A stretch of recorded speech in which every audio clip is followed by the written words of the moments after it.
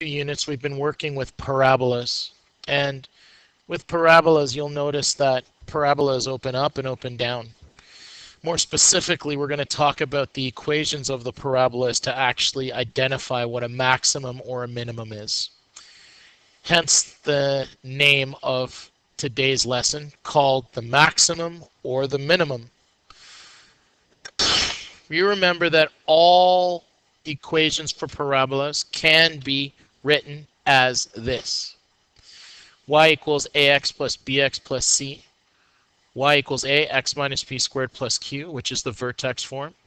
And y equals a, x minus r, x minus s, which is the standard form. And remember, the first form that you see up there, we call the standard form. But you'll notice that all of them have an a value. That a value is usually calculated by actually doing some form of common factor on either the entire equation or part of each bracket in, say, the intercept form or factored form, or from the vertex formation, form x form. Now, the maximum or minimum point of a quadratic function or a parabola, also known as a parabola, you can write that in if you want. I like to write that in so that you remember, occurs at the vertex. And you know that the vertex of any parabola looks like this. Either it does this, or the parabola does this. It opens down. It either opens up or it opens down. And then there are different variations where the bottom of the parabola is either above the x-axis or below the x-axis, or the top of the parabola is either above or below the x-axis. Now, here's what you need to know about a parabola that opens up. If a parabola opens up, then it has a minimum. And it has a minimum when the a value is not strictly less than 0. Let's go and correct that. Let's go and correct this mistake I wrote here. It's when a is greater than 0. The next that we have, sometimes I make these mistakes, is if the parabola opens down, then we want to think that it's sad. And when you think it's sad, we have a negative value for a. So let's fix that as well. We have a being less than 0. So if the parabola opens up, it looks something that looks like this. And you know this is positive. So that means we have our a value over here being positive. Now, if our parabola opens down, you want to think of it as being sad, negative actually, or sad. And then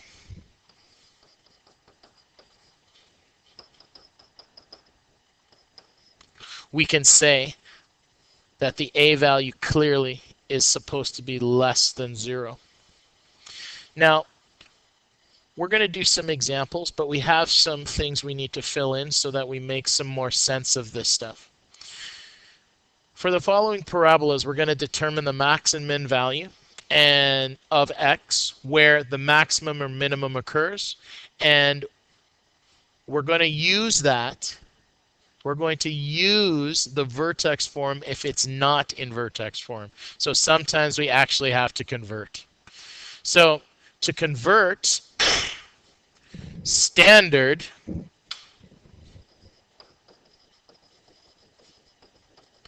to vertex form, we do this by using completing the square.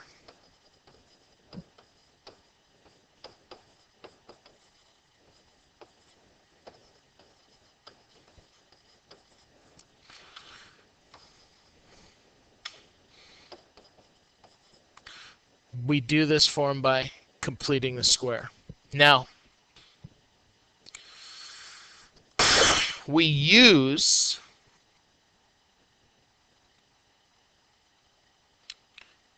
we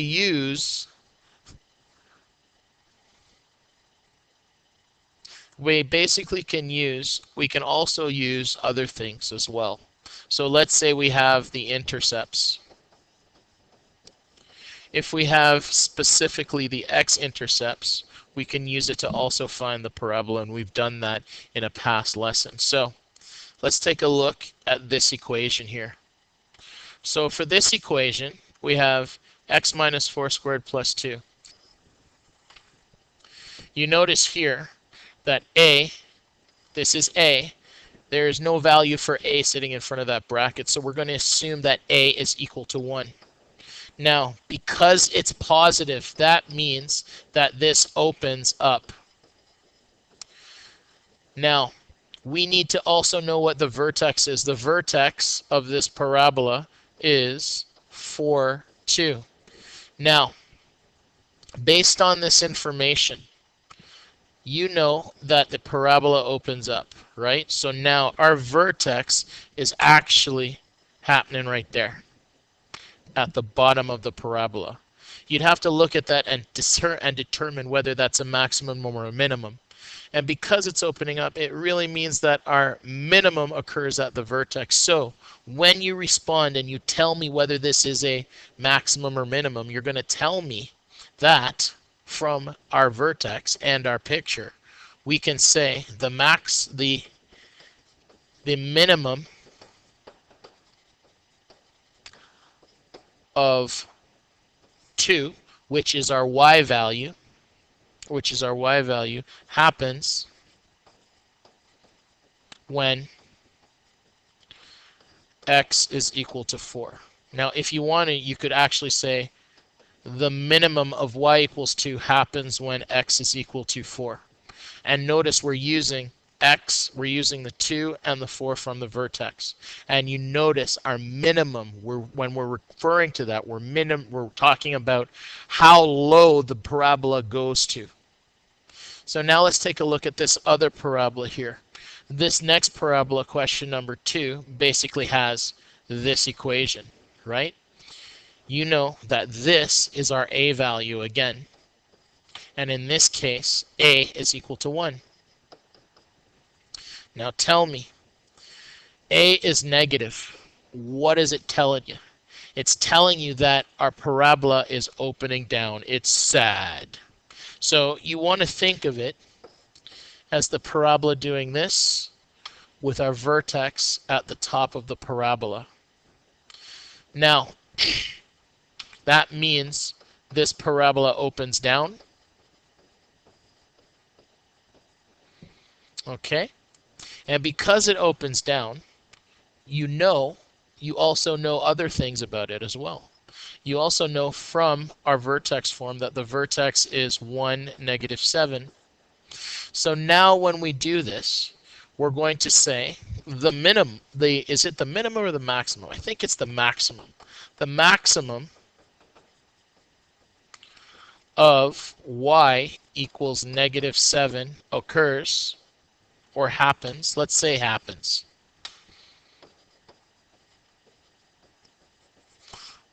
when x is equal to 1. And we're done. Now we have just stated all that information. Let's do that one more time for question number 3. So now for question number 3, we have the same type of problem. We need to know what our a value is again, so we always identify what our a value is. In this case, our a value is equal to 3. So a is equal to 3. So a is positive, so this is a happy parabola, which means it opens up. When I'm thinking it's happy, I'm thinking that it looks like a smile. So if you think about it, and our vertex is at negative 8, 15. So that's somewhere over here on my parabola over here. That's my point. And then my vertex, and because it's a happy parabola, it has a smile on its face. going to tell me based on my picture that the minimum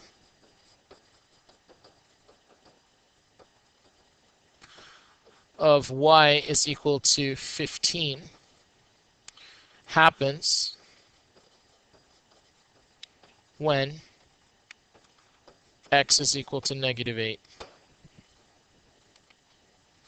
Now for this last one here, remember how we used to go and take a look at the information on our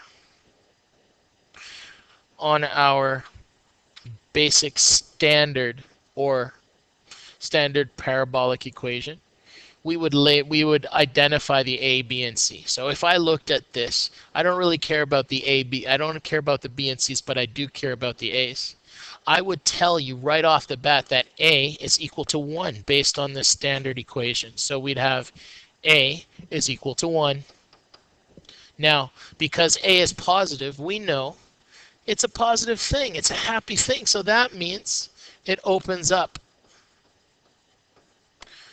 Now, we don't know what the vertex is, and it's in standard form. So what we have to do is we have to complete the square.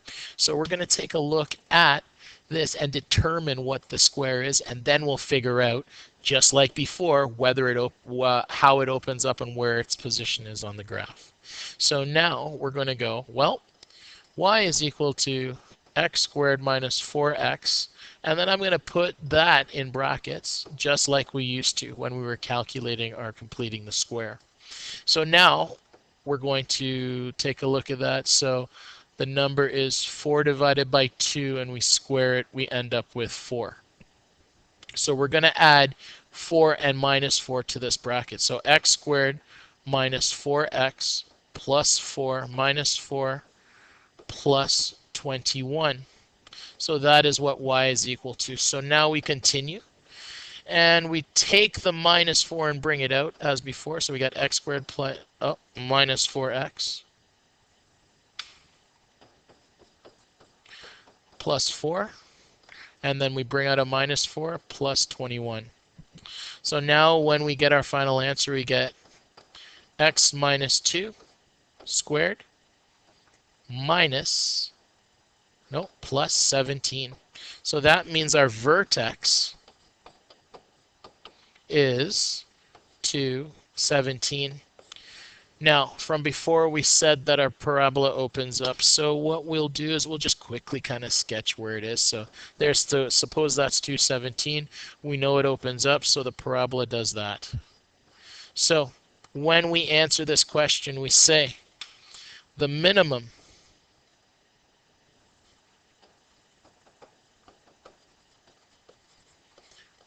of y is equal to -8. Sorry, not -8. It should be 17. And the minimum of y happens when x is equal to 2. And we're done.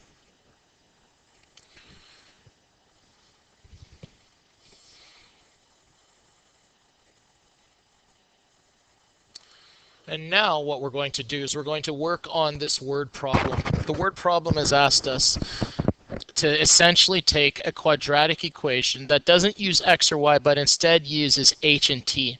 So here it is. A ball is hit into the air. The height of the ball after t seconds after it is hit is modeled by the equation h is equal to -5t squared plus 30t plus 1. Now, if you think about it, we've done this before, right? Instead of h and t, we used x and y. In order to find the maximum or minimum, we need to use the vertex form. Anytime it says we need the max or the min of something, this means that we must use vertex form. You'll see why I have this box here calculated in a second. It obviously means that we're doing something that might involve completing the square of this equation right here. So first of all, we'll start by writing out said equation. So we get negative 5 t squared plus 30t plus 1. The very next thing that we're going to do is we're going to calculate. We're going to start by doing our standard, put all the stuff that is squared and linear in a bracket. So we would do what we normally do in that case. So now, after that, we basically figure out what was going on next by actually factoring out the negative 5. Now, this is something that a lot of students tend to forget. If there's a negative 5 or a number sitting on the t squared term, you want to pull that out. So we're going to common factor it out of the bracket. So negative 5 divided by negative 5 gives us a 1t squared. And then positive 30 gives us negative 6 in that bracket.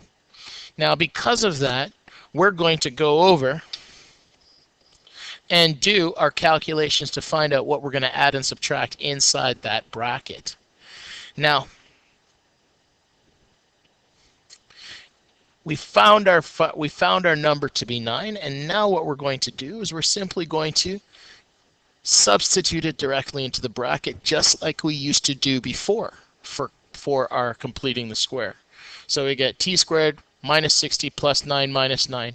Now remember, the minus 9 doesn't stay in the bracket. We got to take it out, and when we take it out, you notice that negative 5 in front. We're going to take the negative 9 and the negative 5, and we're going to multiply them together to get the result of the next line. By pulling out the negative 9, we're left with t squared minus 6t plus 9 inside the bracket. But then when we pull out the 9 and the negative 9 and multiply it by the positive 5, we get positive 5 on the outside of our bracket. And then we add 1 to it. Now, we get to our second last line. So now we have found that our equation is h squared equals t minus 3 squared plus 46. So that means that our vertex for this calculation is 346. Now remember, the x values or the t values in this thing refer to time, and this portion represents the height, h. Now, remember, when we were doing our calculations beforehand, we always took a look at this thing. This value here represents the a value for our parabola. In this case, again, a is equal to negative 5. That means that this is a sad parabola, which means it looks like this. If I took 346, I got a point somewhere in that quadrant. And because it's a sad parabola, it opens down. So in this case, we would say that the max height of 46 happens when the time is 3. It's 3 seconds. Now, that is all we're doing. Just remember what h and t represent. H represents the height and t represents the time. Because the 46 is outside of the bracket, it's referring to the h. Because the t is inside the bracket, it's referring to the x, which means it's time. And that's it. And here is your homework for the day. It's page 30, number 1, 2, 5, and 6. You'll find it on the back side of your worksheet for the day. Good luck, kids. Have a good day.